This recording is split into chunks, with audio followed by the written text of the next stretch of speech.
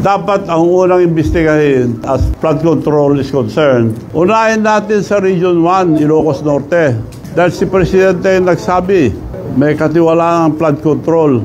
Ang flood control sa Ilocos Norte, panahon na ni President BBM, sino ngayon ang binibintangan? Diskaya. Ang mga kontraktor nila sa Ilocos Norte, Diskaya rin eh. Paano tayo maniniwala ngayon sa mga pinagsasabi din ng mga iniimbestiga? Mga kontraktor nila, maraming kumpanya. St. Matthew General Contractor and Development Corporation, 962 million plus.